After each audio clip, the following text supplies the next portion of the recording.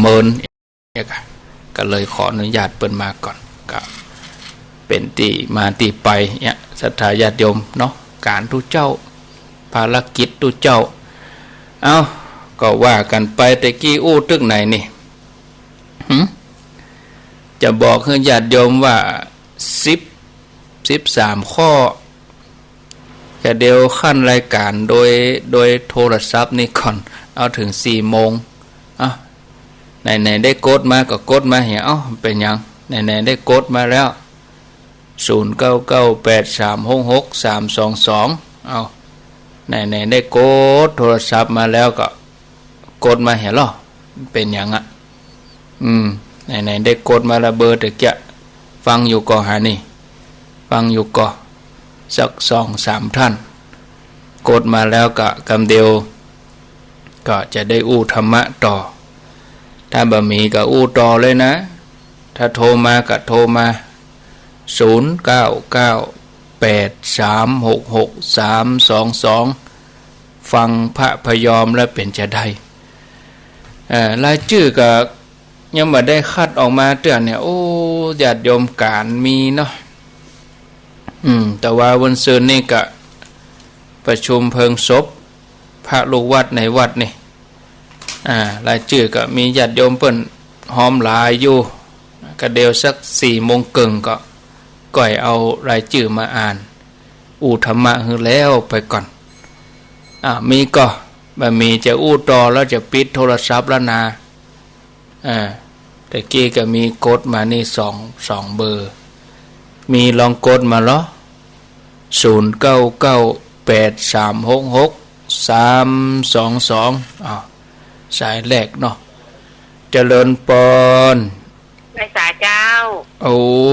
ยังล้อฟังกันอยู่เนาะฟังเจ้าโลอยู่นะวันนี้เป็นบรินตินตอนมันเป็นอย่างเจ้าก็เอาถึงฟังอยู่ถึงวันอยู่แล้วเจ้าเอาก็เอาทางนั้นก่อนเนี่ยพระอาจารย์เข้าใจอยู่เจ้าเปิ้นก็มานั่งนี่ยังได้ก็บ่ดีเจ้าเปิ้นมาอู้เฮาจะไล่เปิ้นหนีเนอะก็บ่ได้เจ้าเฮาเป็นเจ้าแขกเจ้ายินดีนะเนอะอยู่ที่ไหนนี่จอเจริญเจ้าอ๋อจอเจริญแม่อายเนาะเจ้าแม่อายเจ้าสาธุ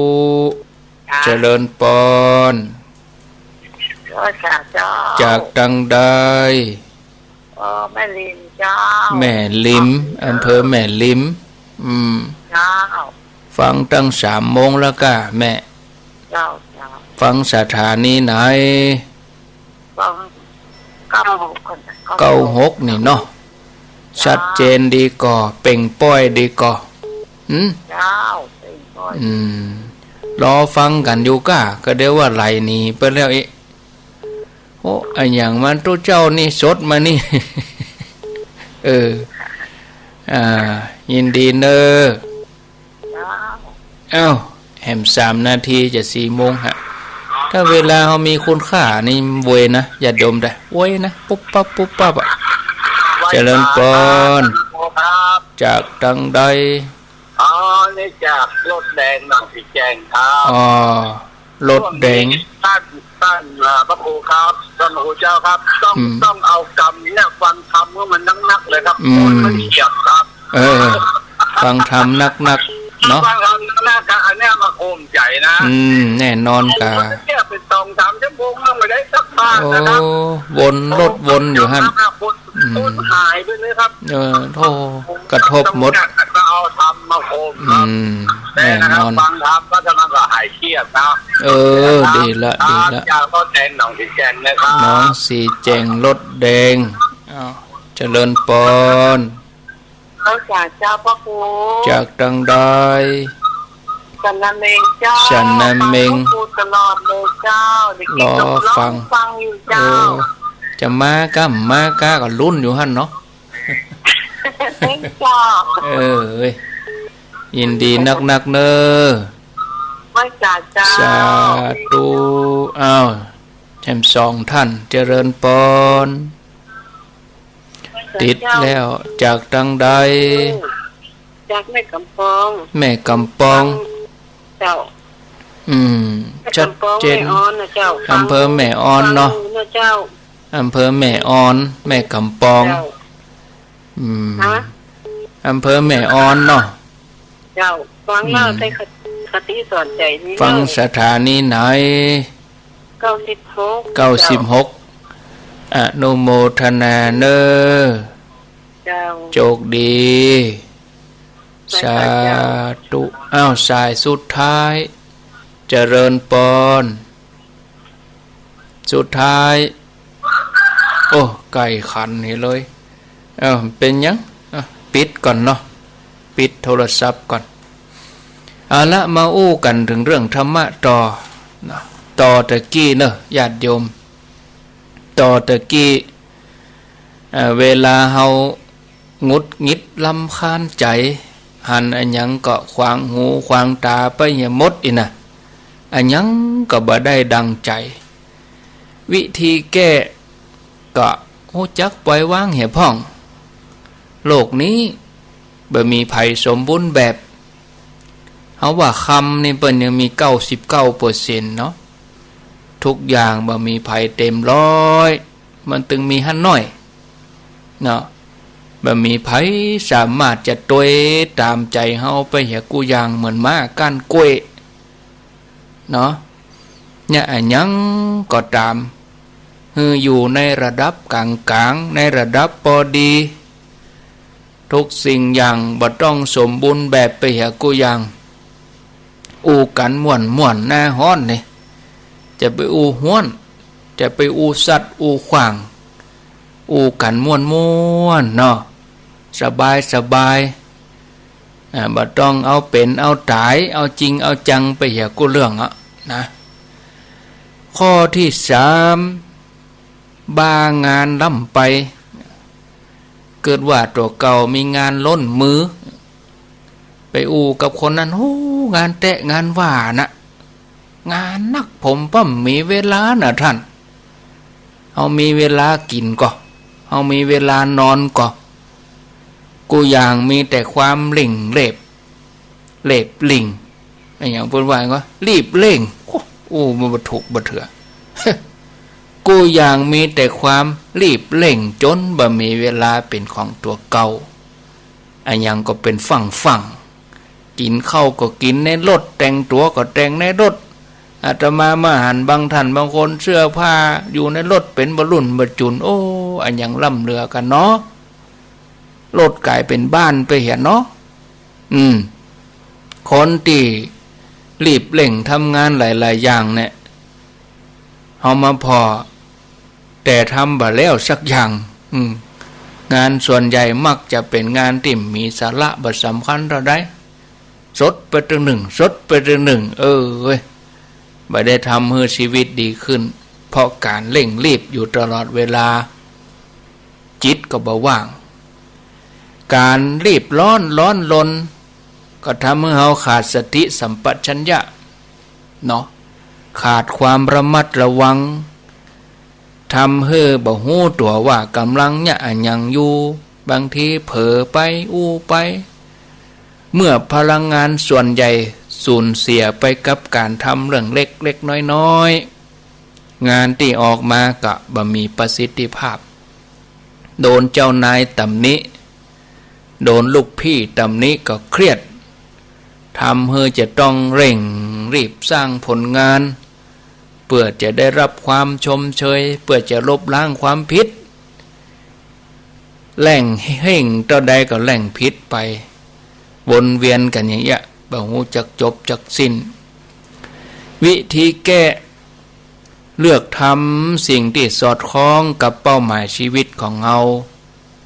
เลือกทำในสิ่งที่เราถนัดอันอย่างที่เราจ้างเราต้องฝืนละพิจารณาตัวเองถามตัวเก่าว่าสิ่งที่เรากำลังทำกำลังกำลังกึดอยู่เนี้ยจะเนี่ยให้เรามีความสุขขึ้นก่อเป็นคนดีนักขึ้นก่อมีสตินักขึ้นก่อก็ว่ามีเงินมีทองนักขึ้นก่อถ้าใบเป็นอย่างอันสิ่งที่เราทำที่เราที่เรากึด บ่ได้ทำให้เขามีความสุขบ่ได้ทำให้เขาเป็นคนดีกึดไปก็ทุกข์ตัดขวางเนี้ยไปกึดเนี่ยอย่างกึดแล้วมันทุกข์เนาะ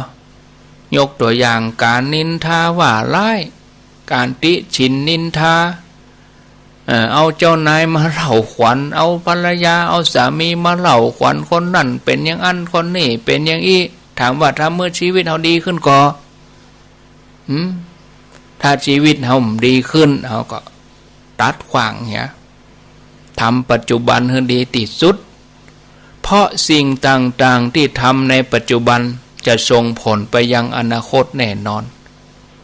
บอกตัวเก่าเสมอว่าในโลกนี้มีงานต่างๆแถมหนักมากมายทำอย่างใดมันก็ตึงมาหมดละทำแต่สิ่งที่สำคัญเรียงลำดับให้ดีแล้วเราก็เข้าใจตระหนักถึงสัจธรรมว่าถึงแม้ว่าเราจะตายจากโลกนี้ไปถึงแม้ว่าเราจะจากโลกนี้ไปโลกแกนนี้เปิ้นก็ยังคงดำเนินอยู่เปิ้นก็ยังจะมีเมื่อวันมีเมื่อคืนตะวันก็ยังขึ้นแล้วก็ตกลงไปโดยที่บ่ต้องมีตัวเฮาจะไปสำคัญตัวเองนักหนาทำงานทุกสิ่งทุกอย่างเนี่ยญาติโยมให้สงบนิ่งสงบดิ่งที่ลมหายใจโดยใจหลักอานาปานสติอานาปานสติใจสักประมาณ5 นาที10 นาทีแล้วก็เจริญมรณานุสติโดยการคิดว่าถ้าเฮาจะต้องจากโลกนี้ไปแถม7 วันไปตั้งหน้าแถมเดือนหน้าหรือว่าวันพุธเฮาอยากจะทำอันอย่างนักที่สุดแต่วิธีนี้เหมาะสมกับคนที่มีโทสะจริตเนอะเพราะเป็นมรณานุสติเป็นอารมณ์อยู่แล้วข้อที่4กึดเอาตัวเองเป็นใหญ่แล้วก็มีความคิดอาฆาตเกลียดแค้นพยาบาทคนนั่นอยู่ตลอดเวลาคนนี้อยู่ตลอดเวลาความคิดแบบนี้เป็นความคิดในแง่ลบเนอะศรัทธาความคิดในแง่ลบเนี่ยบั่นทอนพลังชีวิตทำให้เฮาเป็นคนย้ำคิดย้ำทำเป็นคนมองโลกในแง่ร้ายโดยที่เฮาบ่ฮู้ตัวการกระทำกรรมอูของเฮาแววตาที่แสดงออกมาก็บ่งบอกถึงความก้าวร้าวรุนแรงวิธีแก้ให้ระมัดระวังความคิดในแง่ลบ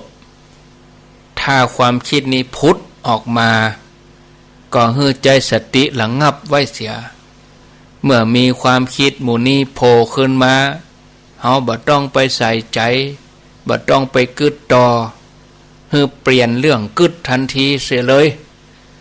ให้หันมากึดในแง่บวกนะเป็นสิ่งที่บ่เกิดขึ้นเองตามธรรมชาตินะเฮาต้องสร้างขึ้นมาทำใจยอมรับว่ามนุษย์เฮาทุกคนเกิดมาพร้อมกับความคิดที่เป็นกุศลความอิจฉาริษยาความอาฆาตพยาบาทความมีอัตตาตัวตนความยึดมั่นถือมั่นบ่มีภัยหลีกเลี่ยงให้เฮารวมตัวกันนี้ให้เฮาปฏิบัติกันนี้กูคนเฮาเต่ากันหมดเฮามีสิทธิ์ที่จะไปตัดสินคนอื่นว่าคนนั้นถูกคนนั้นผิดพยายามประคับประคองความคิดของเฮาแล้วก็ถ้าเฮายอมรับความเป็นจริงข้อนี้ได้เฮาก็จะฮู้จักให้อภัยคนอื่นให้อภัยตัวเก่าเฮาจะฮู้จักสำรวมระวังกรรมอู้การกระทำของเฮาพยายามประคับประคองความคิดให้ดีนะข้อที่5กึดดูถูกคนอื่นแล้วก็จี้ถูกจี้ผิดตลอดเวลาความคิดหมู่นี้จะทำให้เฮาเป็นคนที่มีใจแคบบ่มีเมตตาต่อคนอื่นมีความเครียดอยู่ตลอดเวลาวิธีแก้ก็เอาใจเปิ่นมาใส่ใจตัวเลิกเอาตัวเก่าเป็นที่ตั้งหัดเข้าใจความคิดหัดเข้าใจอารมณ์ของคนอื่นเหี่ยพ่องว่าเป็นจะได้เข้าถึงเข้าถึงธรรมอย่างอันนะ คนอื่นทำเฮาบ่ชอบแล้วถ้าเฮาทำคนอื่นเปิ้นก็บ่ชอบอย่างเดียวกันนะถ้าเฮาบ่ชอบอันหยังในตัวคนอื่นเฮาก็จะไปแย่อย่างอันถ้าเฮาอยู่ในสถานการณ์อย่างเดียวกับเปิ้นบางทีเฮาอาจจะทำแบบเดียวกันก็ได้นะแล้วก็ยอมรับว่าในโลกนี้บ่มีไผติกึดเหมือนกับเฮาเนาะฉะนั้นการที่เฮามีความคิดขัดแย้งกันเนี่ยก็เป็นเรื่องธรรมดาไม้ต่างป้องปีน้องต่างใจลูกป่อเดียวแม่เดียวก็บ่เหมือนกันบ่มีไผถูกไผผิดคือฟังนักกว่าอู้เมื่อฟังนักกว่าอู้สักกรรมน่ะเฮาก็จะได้ฮู้ได้หันรับฮู้กูอย่างแต่ว่าจะไปกึดโดยที่บ่มีเหตุมีผลเฮาจะต้องกึดอย่างมีเหตุมีผลว่าขณะนี้เฮาสุขก็ว่าเฮาทุกข์ก็ว่าเฮาเฉยๆเมื่อหยุดคิดศรัทธาญาติโยมเฮาก็จะได้สติขึ้นมาข้อที่6กึดเอาชนะผู้อื่นชนะในเรื่องอันหยังการโต้เถียงเอาชนะผู้อื่นเพื่อจะพิสูจน์ว่าสิ่งที่เฮากึดนั้นถูกต้องเป็นการสิ้นเปลืองพลังงานโดยใจเหตุนะแล้วก็ยังสร้างศัตรูโดยที่บ่ฮู้ตัววิธีแก้เท่าที่จำเป็นแต่สิ่งที่สร้างสรรค์สิ่งที่เป็นประโยชน์ฮู้จักปล่อยวางเหี่ยพ้องหัดฟังให้นักกว่าเอาใจเปิ่นมาใส่ใจตัวประคับประคองจิตใจให้สะอาดผ่องใสอยู่ตลอดเวลาพยายามหลีกเลี่ยงการโต้เถียงกันการปะทะกันการพิษการเถียงกันพอสถานการณ์แล้วมันเป็นท่าเอาก็หนีเหี้ยก็หลีกเหี้ย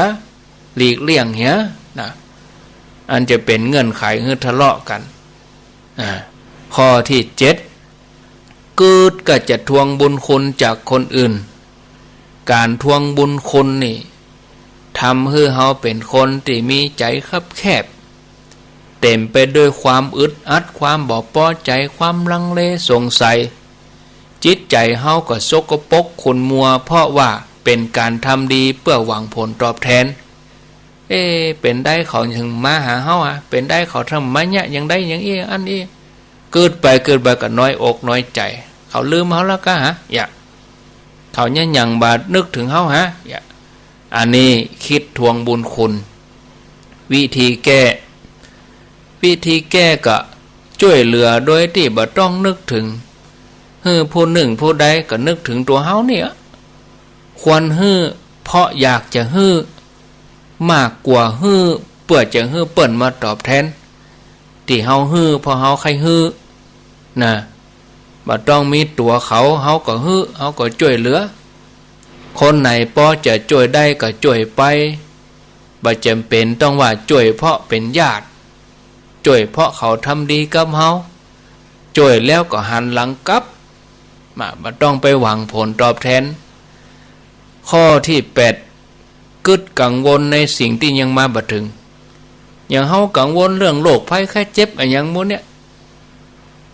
โรคโควิดเนี่ยเข้ามาประเทศไทยได้ 3-4 เดือนก็หาตายไปคนเดียวก็มากลัวกันเหตุถึงเมืองอาราตำราเฮาบ้านนอกบ้านนาเฮาก็บ่ไปมาหาสู่กันวัดว่าก็บ่ไปกลัวเฮียหมดโยมตั้งสติให้ดีกาก็บ้านเฮาก็ฮู้อยู่ไผลูกเมืองนอกมาคนที่เปิ้นติดเชื้อทางกระทรวงสาธารณสุขเปิ้นก็กักตัวไว้แล้วคนที่ลูกเมืองนอกมาก็ควรจะรับผิดชอบสังคมตัวเก่าไปเอวเมืองนอกมาก็ควรจะพิจารณาเปิ้นให้เก็บตัวก็เก็บตัวนะแต่ก่อนเฮาเกิดว่าไปไหนมาเอวเมืองนอกกันไปเอวเมืองนอกมาเชียงตั๋วเครื่องบินต่ออันต่ออีเนี่ยเครื่องบินไปเอวเมืองนอกลูกไปเรียนเมืองนอกลูกทำงานเมืองนอกบินไปต่างประเทศไปมาหรอ ไปต่างประเทศเดือนไหนเตื้อ2เตื้อเอามาอู้มาคุยมาโวใส่กัน บัดเดี๋ยวนี้ไผลูกเมืองนอกมาเลิกคบก่อน14วันนี่ฮะมะ เดี๋ยวนี้ลูกเมืองนอกมาได้ลบๆซ่อน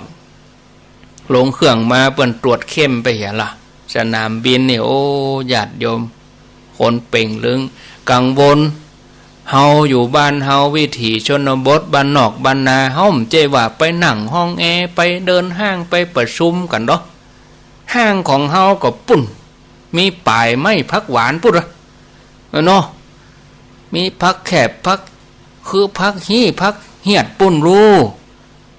เนี่ยเซเว่นของบ้านนอกเขาเนี่ยไปเดือดร้อนเนี่ยอย่างโยมทั้งหลายอยู่บ้านนอกบ้านนาก็ใจชีวิตตามปกติมันบ่จะเต้นใส่ยังมัดยังเม้นยังบะเฮ็ดนี่เหมือนได้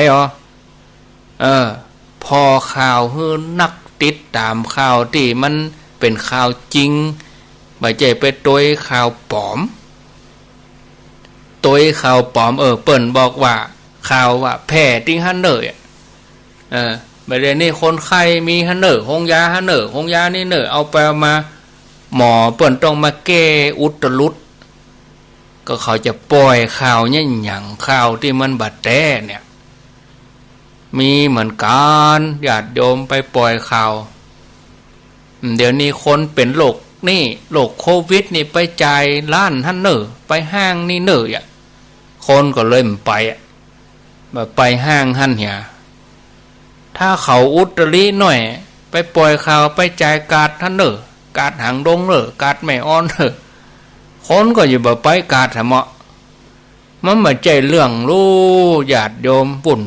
นวายแต่บ่ใจว่าฮื้อประมาทนะ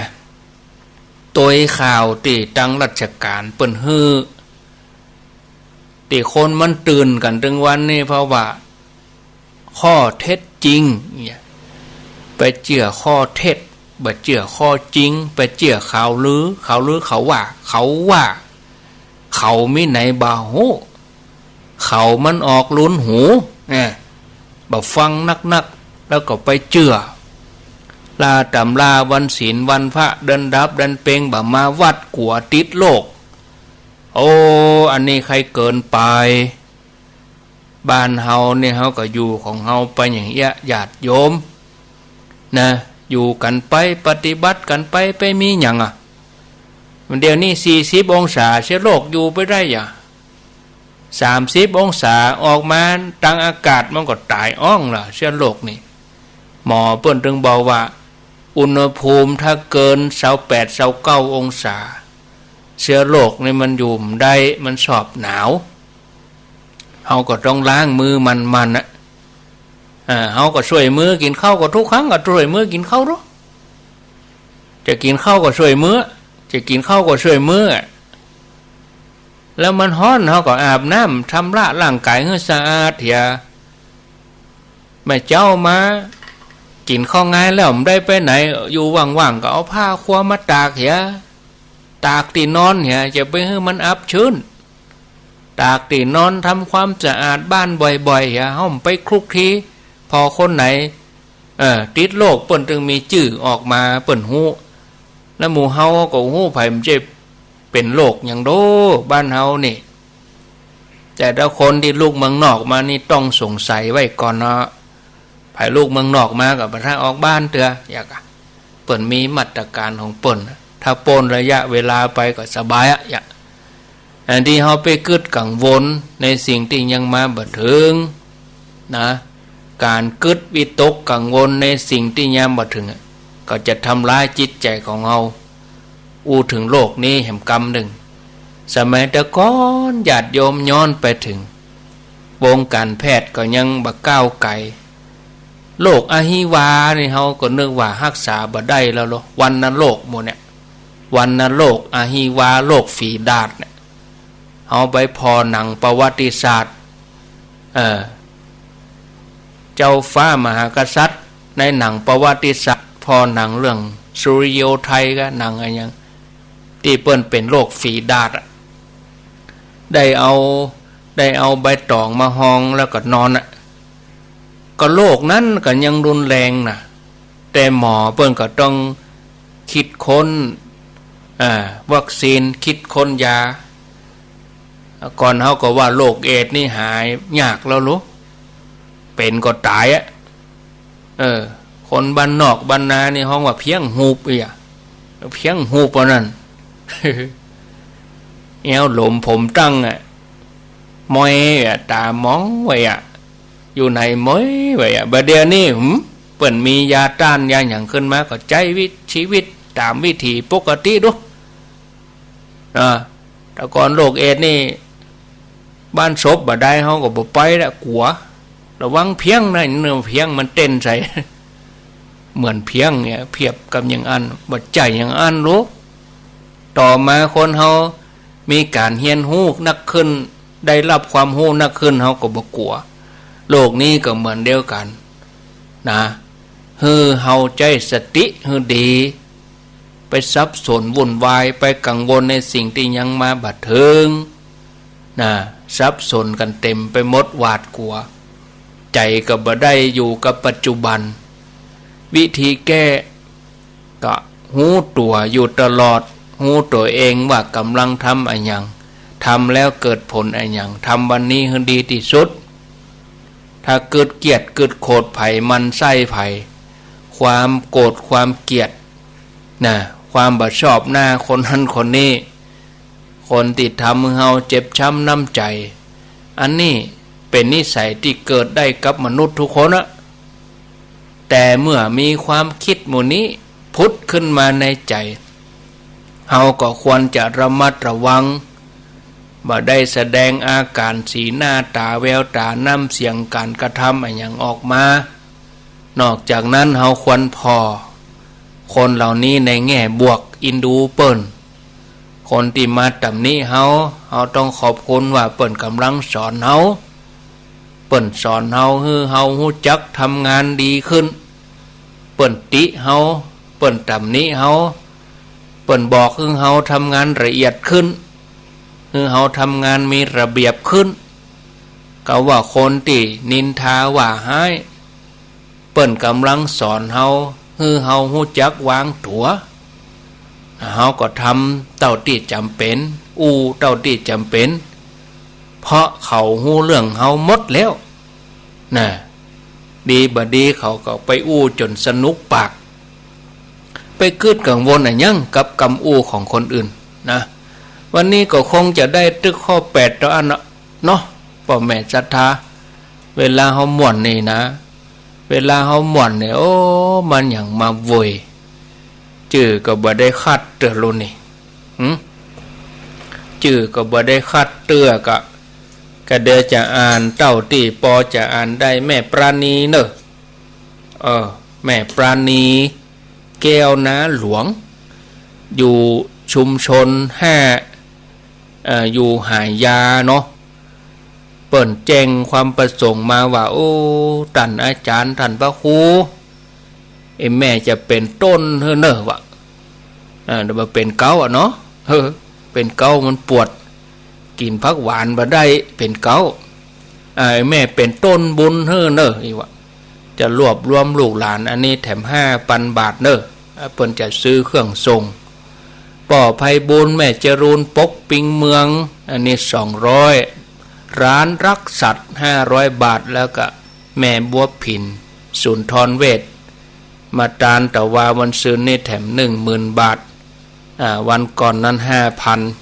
5,000 แล้วก็ครอบครัวสารปี70หมู่5ตำบลเชิงดอยโดยสะเก็ดเชียงใหม่โดยนายอุดมนางขจรนางสาวรัตนาพรนางสาวนรวัฒน์ณวรัตน์ขออภัยนางสาวนวรัตน์นามสกุลสารปีร่วมทำบุญมา 20,000 บาทอนุโมทนานายไพบุญอุตมะดวงแจ่มเบอร์เขือแจ้ปุ่นเนอะนี่นะ100 บาทนางชวีวันณเมืองมอนอันนี้ก็เบอร์เขือแจ้บ้านต้องฝ่าย100 บาทคุณยายสว่างสุกเกษมบ้านต่อเมืองลัง200 บาทแล้วก็แม่ครูงามนิดพรหมวันยุวาสันปะตอง 1,500 บาทไหว้สาขอบพระคุณไหว้สาหลวงพ่อพระครูสุวิมลธรรมรักษ์เจ้าอาวาสวัดลอยเคาะร่วมมาแถม2,000 บาทกราบขอบพระคุณในเมตตาปารมีของหลวงพ่อเต้ๆเนอะแม่รจนาคำพีระภัยแถม200 บาทต้นแหนแม่รจนาแม่ศีลาธรรมชัยไม่ได้เขียนจำนวนมาตะแดมได้เขียนแม่จันสมสุวรรณวงศ์เนอะบ้านตุ่งโป่งป่อเสยอิงแม่สาวคอนพลกลางบ้านหลายแก้วบ้านหงป่อหลวงสรยุทธแม่หลวงสายฝนจันกุณะหนองผ้าขาวป่าช้างแม่บัวแก้วสีก่อนตาบ้านหนองผ้าขาวทำบุญกับอาจารย์บุญยง รวมทำบุญเครื่องไฟเนี่ย100 บาทแม่สุแก้วเประกัญญาเนอะบ้านดงหาดนาครวมทำบุญซื้อเครื่องส่งมาแถม2,000 บาทอันนี้มาโดยแม่วิลาวงศาญะบ้านดงหาดนาคศพเตี้ย200 บาทแม่วิเป้งเสิร์ชสมห้อยโจ100 บาทห้อยโจจอมตองแม่อุ้ยอินแก้วใจดงหาดนาคจอมตองคำสุกกาวินบ้านดงหาดนาค20 บาทซื้อเครื่องทรงโดยถันพระครูอนุโมทนาเนอะแม่เนอะรวมบุญมาป่อสมอาจกันทิยะเทศบ้านใหม่ศรีวิไลจะได้ยินอยู่เมืองลีปุ่นนี่ได้ยินก็เป็นหยังก็อ่านให้แล้วใจไปเนาะแม่ละวันสิริแก้วบ้านต้นแห่นหลวงสันปะตอง200 บาทนางสมจิตพรหมเทพบ้านแสนคันธาตาได้เขียนเนอะป้อนนานจันทร์ศรีสุวรรณบ้านน้ำต้นแม่วางซื้อเครื่องทรงสถานี200 บาทป้อนนานจันทร์เนอะอนุโมทนาป้อนนานจันทร์ศรีสุวรรณร่วมทำบุญมาอนุโมทนาสาธุป่อดวงแม่ธิดาอินตุนบ้านแสนกันทาแม่วางป่อครูสวิงแม่พวงทองอินตะทาบ้านกาดแม่วางร่วมทำบุญเครื่องทรง500 บาทแล้วก็แปลงที่พักเน้นแม่เหมาะอันนี้ฝากท่านสาธิตไป500 บาทแม่ศรีนวลติยะบากายอนนายผ่องนางนัชชาคำสว่างบ้านน้ำต้นเราได้เขียนสักคำเป็นยังอันนี้เป็นกาไฟก็แยกออกมานี่กาไฟเป็นเครื่องสีขาวนิ่มอ่านเฉพาะกาเครื่องทรงอันนี้แม่อุ้ยลู่อิวางบ้านบากายยอนเนอะทำบุญเครื่องทรง120 บาทแล้วก็แม่อำพันธ์คุณาบ้านหัวรินแถมแม่จันฟองโปธิเรือน100 บาทแม่จันฟองอนุโมทนาฝากประชาสัมพันธ์โดยศรัทธาญาติโยมท่านทั้งหลายประชาสัมพันธ์งานพระราชทานเพลิงศพที่วัดป่าแดดอำเภอแม่วาง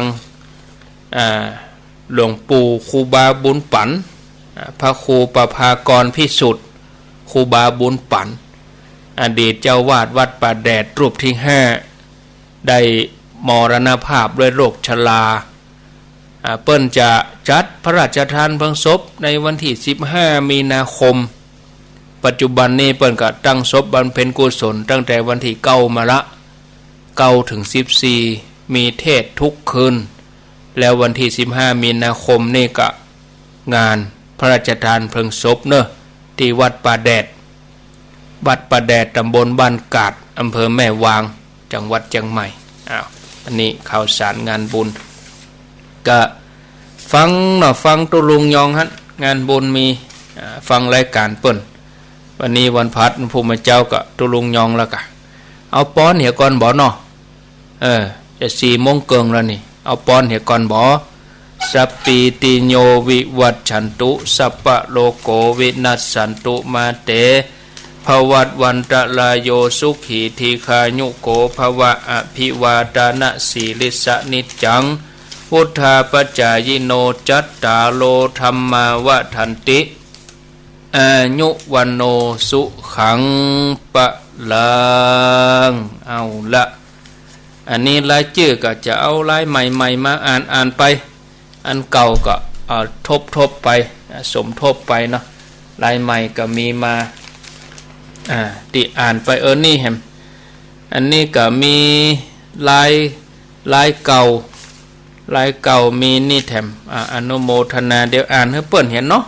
อินดูเปิ้นลายเก่านี่แม่มุกดาวิไลพันธ์อันนี้อยู่อย่างนี้อยู่บ้านเนี่ยหมู่บ้านปาจารีอำเภอเมืองบุญ100 บาทแม่จันเพ็ญคำโปธาแม่พัฒนันตาข้ามพัฒนันแท่ตั้งฟังธรรมะตุลุงยอง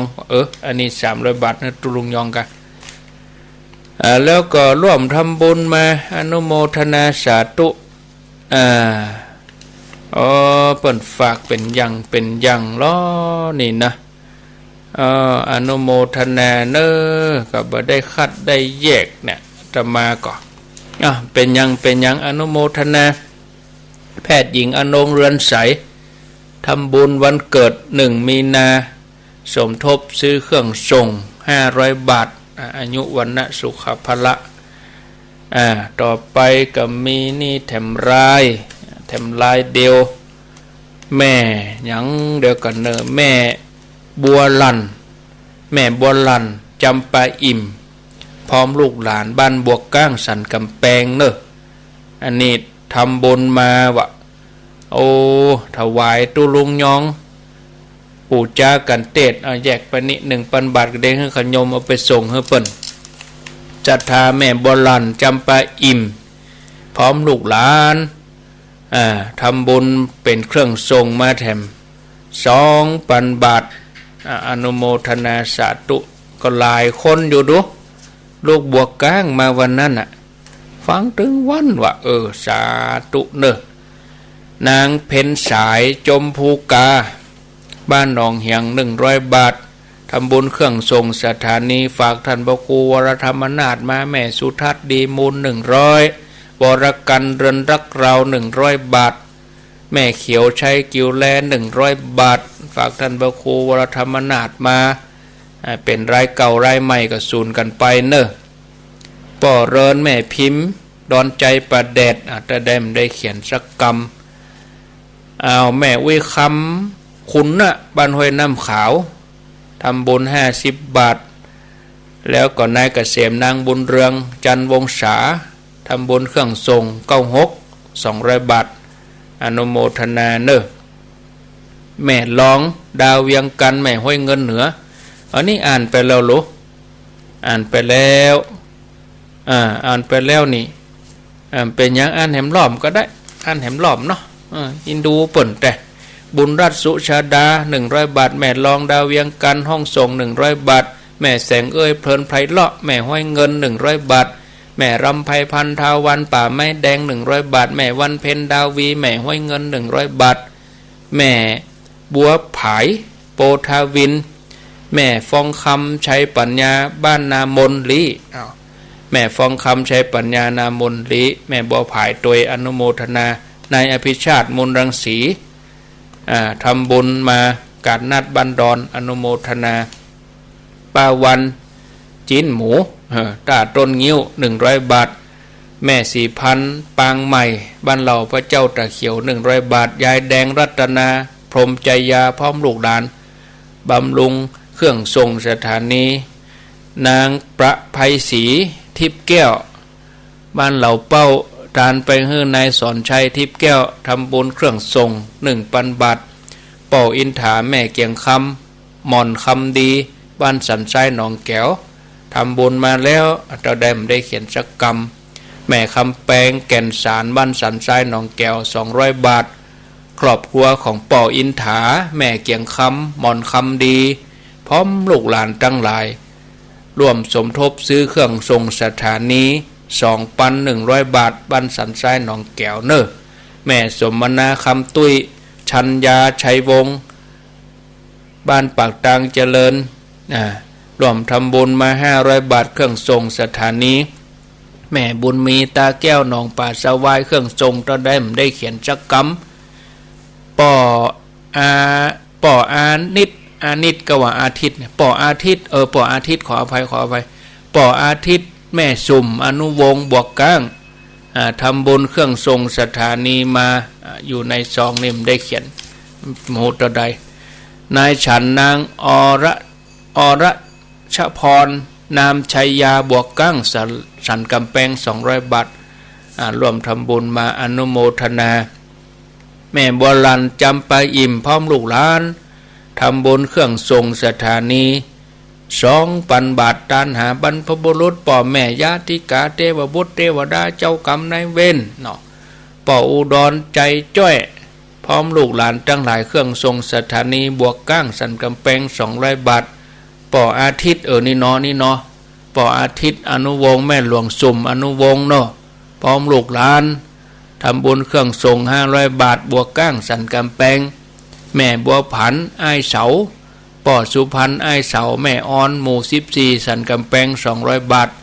ป่อพิบูลแม่ฟองจันอ้ายเสาบวกก้าง100 บาทแม่ลอยหนอแก้วแม่พรแหล่งอุโมงค์บวกก้างตะได้เขียนสักกรรม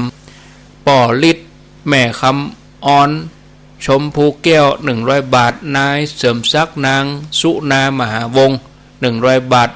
ยายทองแถมวงศิลทุวิเศษร้อยตำรวจตรีสุจักรพรหมเสนพร้อมครอบครัวบ้านสิริมังคลาจารย์ร่วมทำบุญงานเผยแผ่พระพุทธศาสนาประจำเดือนกุมภามีนา 1,000 บาทสาธุปอนแถมรอบเนาะปอนแถมรอบสัพพิติโยวิวัชชันตุสัพพะโลโกวินัสสันตุมาเตภวัตวันตะลายโยสุขีติคายุโกภวะอภิวาทานะสีลิสะนิจังวุธาปจายโนจัตตาโลธรรมาวทันติ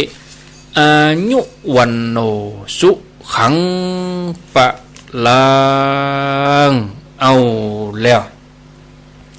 สบายใจแล้วบ่โล่งใจดีแล้วเนาะขวดน้ำตกไปปุ่นเขาลงคงไปปุ่นเป็นยังก็ได้จะไปเก็บเอามาไผจะโทรมากะต้องขออภัยเนอะครับสถานีอื่นๆที่เปิ่นฮับสัญญาณอยู่เมืองฝังก็ดี104ก็ตามแม่แจมก็มาต้องขออภัยรายชื่อนี่ที่อ่านไปก็เป็นรายชื่อที่เปิ่นแจ้งความประสงค์เนาะจะร่วมสมทบในการจัดซื้อเครื่องทรงสถานี96โดยเจตนาที่จะทำร่วมกันประเด็นนี้ทำไปได้มาก็ทำไปได้มาก็ทำไปทำไป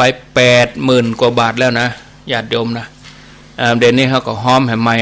เริ่มห้อมแหมใหม่อันนี้ก็จะเป็นเครื่องทรงเลยก่อนที่ห้อมมาก็ได้มาก็แปลงไปได้มาก็แปลงเลยใหม่เพดานอย่างหลายอย่างเชียงไป80,000 ไปเจริญปนมาตรการจะท่านแม่ฟังอยู่เนอะอ้าวแม่ทองอยู่จ้ะแม่ก็ร่วมบุญกับท่านไปนะแต่ไม่ได้ไม่ร่วมห้องสงฆ์ไม่ร่วมบุญพระธาตุไปจ้ะของแม่เรนูไม่เห็นไม่มีชื่อแม่เรนูก็ทำเยอะ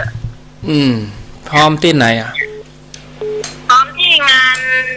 ไหว้สาที่พัฒนาหอมกับไผ่จ้าหอมที่นั่นแหละหอมกับแม่เรนูหอมกับไผ่ของแม่หอมก่อนแล้วแม่เรนูขึ้นทีหลังแม่เรนูหอมพระเจดีย์ให้ลูกให้หลานอันนั้นอ่านไปก่อนนั่นละก็เมินละก็เนาะไม่เป็นไรค่ะทำแล้วก็แล้วกันค่ะอ่านไปเมินแล้วอันนี้เป็นลายใหม่ไปติ๊กอ่านลายใหม่ไปเลยโมทนาแม่เป็นกำลังใจเนอะสาธุเจริญพรเจ้านมัสการเจ้าโยมเพชรสมัยเจ้าแม่ละเจ้า ว่าจะได้โยมพิสมัยเอาละรู้สึกว่าไปเล่นโชว์มาหาท่านพระครูมาติดแล้วล่ะค่ะไม่ใช่ว่าฟังนะฟังตลอดอ๋อดีฟังอยู่จ้ะฟังดีแล้วดีแล้วทุกคนโทรฟังเนาะเป็นยังดีแล้วกะอนุโมทนาเนอสาธุด้วยเนอก็ยังถ้าพระครูจังจะเรียนอยู่ก่อนวันที่12อ่ะ12หยังกรกฎาคมงานหยังฮะที่จะมาวันคืน104ใจเย็นเอาเป็นงานไปย่ำเข้าวัดสาเอาแล้วปีใหม่ก่อนกะยังเหมือนแล้วปีใหม่เด้อโอ้เย็นไว้ใจเย็นเจ้าใจเย็นเอาแล้วปีใหม่แล้วขอว่ากันใหม่เนาะแม่นละแล้วปีใหม่ก็ก้อยว่ากันก็เจ้าก็คงจะไปห่วงตัวเจ้าจ้าโมทนาเนอมันไม่ใช่แฟนเจ้าอยู่ดีมีสุขเนอเจริญปอนจะมาสักการเจ้าจากหลังการแม่สาวอำเภอแม่อายนะเจ้าขออนุโมทนาตัวกู้คนนะเจ้าที่เพิ่นหอมไป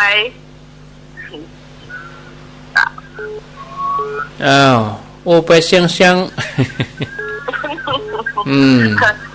อยากก้าวอันผ่านว่าอัน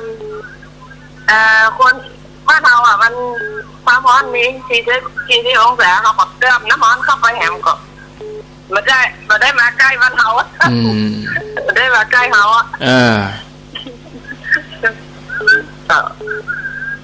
ผ่านนะเป็นว่าดูท่านกินน้ำร้อนตลอดหายแล้วรู้เสียงดีแล้วล้อมเป็นอย่างแล้วเจ้ากินตลอดกินตลอดนะกะอนุโมทนาสาธุเจริญปอนสายต่อไปมีก็เข้ามาแถมจะจะจาก็ขอเจริญปอนโทรเข้ามาสนทนาจากันเนาะศรัทธาญาติโยมแจ้งผลการนับฟังก็ได้จะว่าจะได้ก็เจิญเข้ามารับสายเจริญปอนมาจากแม่ย่อยเจ้าแม่ย่อยเจ้าคนที่ติดเตียงนะเจ้าเป็นคนไข้ให้ถามนะครับมาถามมาปูถามว่าจะได้ถามว่า16 กันฟ้า15 กันดินเนี่ยเอาไหว้โดยได้ก็เจ้าก็ได้นะกะก็ไหว้นะกะถ้าเฮาพอใจจะไหว้เจ้าไหว้อย่างเมื่อคืนนะได้ก็เอาไหว้ตัวอย่างก็น่ะกะห่ำไปเถอะถ้าเฮามีเวลาเฮาก็ไหว้ไปเอาความสะดวกของเฮาเอาความสะดวกของเฮาไปเป็นหยังก็ดีนะกะไหว้ไปเถอะเนอะแต่จะไปลืมพระแก้วเจ้าทั้ง3 ประการไหว้พระแก้วเจ้า3 ประการก่อนโมทนาเจริญปอนไหว้สาเจ้าท่านพระครูเจ้าจากดังใดแต่ซ้ายน้องจ้อมเหมือนเดิมเจ้าเจ้าเดิมน้องจ้อมเจ้าเดิมเจ้าเก่าฟังอยู่เจ้าชัดเจนดีเนาะบางทีก็ไม่ได้โทรฟังอย่างเดียวเป็นยังอย่างงั้นอย่างก็ยายเปิ้นโหมเปิ้นบอกเขาว่าเปิ้นหอมเนาะเจ้าก็หอมเหมือนกันเจ้าก็ว่าหอมไปแล้วใจเขาโตเขาเปิ้นจะประกาศหรือว่าประกาศถ้าเปิ้นจะประกาศบ่ได้สนใจเจ้าตุนวันนี้สบายใจไปเนาะเขาทำไปแล้วก็คือเขาจบไปแล้วเขาทำไปแล้วใจเขาทำไปแล้วติดไปแล้วเลยนะจ๊ะสาธุก็แปลงไปเลยโดยเรียบร้อยเลยจ้าไว้สาเจ้าท่านเจ้ากำลังใจเจ้าสาธุอยู่ดีมีสุขเนอ 0998366322คือก่อนนั่นก็อ่านรายชื่อก็อ่านทุกคนนั่นแหละแต่ที่อ่านประเด็นนี้คือที่เปิดมาห้อมใหม่ก็อ่านไปอันเก่านั่นอ่านนะจะไปเอาอันเก่ามาอ่านแหมบ่โทไปหวั่นไปไหวจะได้2 ชั่วโมงก็ก้มก็อ่านชื่อตัวอันน่ะก็โยมเขาก็เข้าใจเหตุกรรมเพราะว่าก่อนนั้นก็ห้อมตั้งเมื่อ26ใดที่เขาตอดพระป่า26 มกราแล้วก็ดูจะไปย้อนอ่านตัดปุ้นเริ่มหนึ่งมาแหมนี่โอ้ก็มาอ่านแล้วแต่ว่าชุดนั้นหอมไปแล้วก็ซื้อไปแล้วแปลงไปแล้วหรอเสี่ยงไปเป็นจุบแล้วหรอเสี่ยงไปละจุบหนึ่งละเจริญปอนเจริญปอนจากทางใดน้องฝางเจ้าน้องฝางปงน้ำฮ้อนปงน้ำฮ้อนเมืองฝางเนาะเจ้าฟังเจ้ามาแล้วนี่เจ้าปกฟังมาเองปงน้ำฮ้อนโมทนาเนอสาธุฟังวิทยุเนาะโมทนาบุญโตยได้ไปไหนเข้ามาได้อยู่บ้านเฝ้าวิทยุเป็นกู้พาหัวเข่ามากะแม่เจ้าพาหัวเข่ามาได้หายได้เดือนมันนี่โอ้3 เดือนก็หายหล่นได้ละ3 เดือนก็หล่นได้แล้วแม่เป็นนิ่งพอได้ของละน่ะกันนะครับมันอย่างมันเตี้ยวมันออกกำลังเบาๆเนอะจะไปฮักโหมงานจะไปดุเด้อเอาบัดสมบูรณ์เนี่ยก็สวกไม่เตาไปก่อนกายภาพบำบัดไปก่อนโมทนารู้เจ้าว่าจะถามทุกคุณท่าอาจารย์อันขอถามหน่อยอันเมื่อคืนนอนยาน้ำเหมือนเจ้ากับนายวินเนี่ยเราบ่ได้เอามาถกข้างนอกมาถกมาเจ้ามาถกมาเจ้าก็ไปเป็นหยังก็ไปถกมาเจ้าก็ไปเป็นหยังมันกับแข่งกับขาไปเนี่ยหยังมันแข่งบ่ดีมันมาค่ำมาคืนมันมืดแล้วก็ก็ได้อ่อนเดี๋ยวว่าเฮ้อกะอยู่หั่นก็นั่นน่ะก็ฮู้อยู่ล้มไปเต้าเป็นอย่างนักไปก็เดี๋ยวมันก็กับน้ำยาแก้วเดียวนี่เนาะพิจารณาเอาเนาะประหยัดแม่เจ้าเอาเนอะสาธุเจริญปอนปิดวิทยุเหตุกรรมท่านพระครูแม่กับเจ้าปิดวิทยุเหตุกรท่านพระครูก็กำลังก็เนี่ยกับโทรศัพท์นี่กะกับโทรศัพท์ปิดวิทยุก่อนลุยุงลุเบอร์ใหม่มาเจริญปอนเจ้าจากตังใดนะครูบาเจ้าขายกาแฟกะเจ้าที่ขายกาแฟกะเจ้าโอ้ขอโทษเดี๋ยวขายกาแฟเจ้าบอกปิดจมูกนะเวลามันจับมันไอ้ก็ปิดกันเนาะนั่นกะธรรมดาไม่ได้มันธรรมดานี่มันต้องปิดมันก็ได้เป็นเขาอยู่กันไก่เจ้าคนติดคือคนที่ได้อยู่ด้วยกันสัมผัสกันดูไปมั่นจะไปมั่นที่ไหนจะไปมั่นนั่นน่ะกะไปว่าไปไหนไปมันต้องกลัวมันจะไปเป็นหยังบ้านเฮามันตึกอันอายุมันมาตียืนยาวหยังเฮาจามไปนี่มันจะถึงวาลรัศมีอ่ะเจ้าเขาจามไปมันก็ไปตกหลุมเนี่ยต้องหลายมันต้องปวดมันต้องอาจารย์อยู่ต้องกึต้องหอมกันยังอุ้ยกับหลานปุ้นต้องกอดต้องหวันกันปุ้นเจ้าต้องสัมผัสกันปุ้นฟังอยู่ในเจ้าเพราะว่ามันได้รู้นะเจ้าก็ฟังตี3ก็ฟังเจ้ายินดีเนอเจ้าสาธุเจ้าขายกาแฟมันก่อนขึ้นไปแปลงห้องกับแหว่หอมวะแล้วก็แหมนั่นหนึ่งก็ครอบครัวหนึ่งก็ฝากกระเป๋าไปกินบนดอยวะก็ยินดีกับศรัทธาเขาเอามีเข้ามา 4:50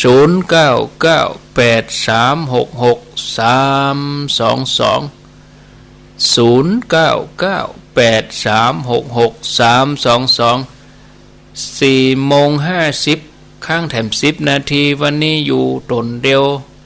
เมา2 ชั่วโมงแต่เจ้าก็เมา2 ชั่วโมงแต่เจ้าก็ตี 3 ถึงตี 5มาแรงมากะบ่าย 3 ถึง 5 โมงแรงวันพุธตุลุงยองเนาะวันพุธอาตมาภาพไม่ได้เข้ารายการจะเข้ารายการกับวันติดปุนอศุกร์เสาร์ของตุลุงยองเนอะวันเสาร์วันติดเมื่อวันบ่มีนะวันเสาร์วันติดบ่มีรายการเมื่อวันเจริญปนนมัสการค่ะ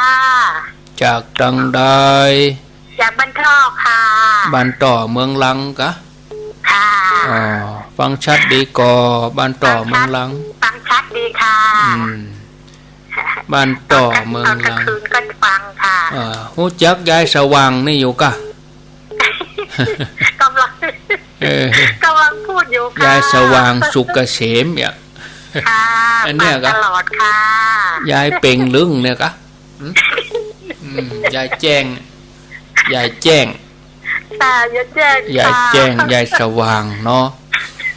เปลี่ยนชื่อใหม่เป็นยายรุ่งอรุณอีกก็ได้รู้โทรมาบ่อยค่ะแต่ว่าไม่ติดสักค่ะก็เลยฟังคนอื่นก็ยินดีเนอค่ะน้ำมันสาธุสาธุอันนี้เป็นคนไทยเปิดอะไรขาลองฝึกเจ้าเนาะฝึกเจ้าอีได้ก่อไว้สาเจ้าอีได้ก่อ0998366322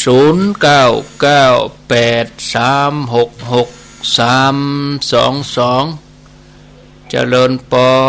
นเจ้าไว้สาเจ้าเป็นกำลังใจเจ้าอีกาจับบ้านขุนคงตำบลบ่ขุนหวานเจ้าขุนคงหางดงบ่ขุนหวานเนาะขุนคงสันปะตองค่ะแม่เจ้าสันปะตองกะอ๋อที่ใกล้ๆกับพระบาทยังบีดนะเจ้าอันนี้สันปะตองเจ้าฟังชัดดีก่อชัดแจ๋วเลยเจ้าแจ๋วเลยหวานขึ้น96เนี่ยเนาะเจ้าตั้งแต่ปรับปรุงมานี่แจ๋วเลยเนาะแจ๋วเลยเจ้าดีแต่โตถ้าได้เครื่องใหม่นี่ปะโถแจ๋วแหววเลยกาช่วงที่ตุตานพระปากกับอันปากจังหอมละเจ้าโมทนาตัวเนอสาธุแล้วอันนี้สันปะตองแต่กี้นี่อยู่บ้านต่อเมืองลังโดดมาสันปะตองเพมีติ่นไหนก็เข้ามาแถมเขียนเบอร์ไว้0998366322โอ้ลมแรงสถาเดี๋ยวนี้ใบสำสาตกเสียงหมดหน่วยมาแหมแล้วประเดี๋ยวนี้หน่วยตกเป็นฟักเจริญปอนไว้สาเจ้าจากตังใดจากใต้นี่บ่ได้เจ้าหนองยวงนี่เจ้าโหหนองยวงงั้นหนองยวงเราดูนี่กะเจ้าหนองยวงเราดูนี่เจ้าได้ยินทีก่อนนี่ได้ยินทีเจ้าฟัง96เนี่ยก็เจ้า96โอ้ถ้าหนองยวงเวียงหนองร่องได้ยินกับแจวกาปะโถเจ้าฟังแล้วนี่ค่อยๆไปแต่ประเดี๋ยวนี่ดังดีแล้วเจ้าก่อนปรับปรุงนี่บ่ค่อยแจ๋วตัวใดเนาะเจ้าเดี๋ยวนี้ฟังได้ดีเจ้าฟังได้ดีแล้วเจ้าชัดเจนดีเจ้าโอ้ถ้ารอเครื่องใหม่ได้เครื่องใหม่นี่ปะโถทะลุทะลวงกันเนี่ยปะโพดไปลำปางพวกกันนี่เนาะเจ้าโมทนาเนอเจ้าไว้สาเจ้าเครื่องส่งนี่แหงเปิ้นลดลงเมื่อได้นี้แผงวงจรนี่ลุไปเกิงแล้วนะพัดลมดับไป2 ตัวเจริญปนไว้สาเจ้าปิดวิทยุก่อนเนาะจากที่ไหนจากแม่แจ่มเจ้าโอ้แม่แจ่มบ้านยังฮะบ้านตับจ้ะอ๋อบ้านตับ จ้า บ้านตราบกับบ้านนั้นบ้านเกิดท่านพระครูอาจารย์มหาดวงจันทร์นะคะท่านศิริพระครูศิริ มันอยู่บ้านห้อยจ้ะ มันอยู่บ้านให้กะอ๋อท่านพระครูศิรินะ จ้า วัดพันแหวนน่ะวัดพันแหวนน่ะ แต่สถาว่าเดียวกัน ศรัทธาเดียวกันไอ้แม่ฟังถึงวันเนาะ จ้าแต่ประเด็นโมสักเตื้อ โทรมาพ่องกา โทรติดยากจ้ะ โอ้ไปแม่แจมกึดถึงงานทนเน่าก็ เจ้า ทนเน่าพาตีนจกปล่อยหลวงเปิ้นเอากองหลวงมาแห่กันเนาะปะทด เจ้า เป็นดีม่วนเฮียเปิ้นหุ่มซอกันเน้อตรงปุ่นนะ เจ้า นั่งหน้าเวทีซอกันลึบเถีย ยินดีเน้อ เจ้าอาจารย์เจ้า โมทนา เจ้า เปิ้นหุ่มซอกัน คนแม่แจมนี่นั่งฟังซอกันก็ลึบทึบถือปอยหลวงนี่บ่โทบ่นุ่งสิ้นตินจกเน็บดอกเอียงเพิ่งเฮโลเนี่ยก็จะออกแล้วก็ดอกเอียงเพิ่งอ่ะ0998366322ไปเวียงเป่าๆต้องไปกินข้าวจีม่อนจอมพอ ข้าวจีกับกล้วยทอดม่อนจอมพอเวียงเป่า แต่ละที่เพื่อก็มีเอกลักษณ์ของเพิ่นเนาะเป็นเป็นยังสันซ้ายต้องเข้าแคบกะเข้าแคบเข้าแตนนี่สันซ้ายเข้าแคบเข้าแตนแปลงกันละกันเนาะเจริญปอน พระเจ้า จากทางใด เราเอิ้นอันก็ไปก็บักกล้าโทรเหมือนกันเพราะว่าอยากให้เอิ้นเอาบุญบ่ได้ อันนี้อยู่ไหน อีกกับมันนี่แหละ แต่โมนี่ที่ไหนแต่โมนี่นั่นหน้ากุฏินี่กะ จำแม่สิพันมาได้เลยเนาะ แม่สีพันร้องอ้อกับหูกาเพื่อแนะนำตัวเอง ไม่ว่าจะมาโทษเจ้านะก็ทำหลายวันอยู่เนาะเอาบุญกันเนย เป็ เนาะ นยังอู้กันได้โทรมาหากันได้แม่สีพันร้องอ้อจำได้กับพุทโธ สีพันนี่แหละ จำได้ จำได้เนาะ จำได้กา เดี๋ยวจำได้กาย โมทนาสาธุ เสียงสวรรค์เนี่ยเนาะเสียงบุญเสียงกุศลทั้งนั้นเล ม่วนอก ย ม่วนใจเปิ้นโทรมาก็ม่วนใจ ข้าวน่ะก็เอาบุญน่ะก็ยังไม่หายเชื่อมเลยเนี่ย เป็นยังใจเย็น มันถึงหายเนาะ ถึงหายโหไปมีปัญหายัง เอาธรรมะโอสถเลยที่ ธรรมะโอโสถแม่นแล้วแม่บุญรักษาเนอะแม่สีพันเนอโชคดีเนอแม่สีพัน สาธุ สาธุเอาหมดเวลาเห็นแล้วเนาะเว้ยอินดู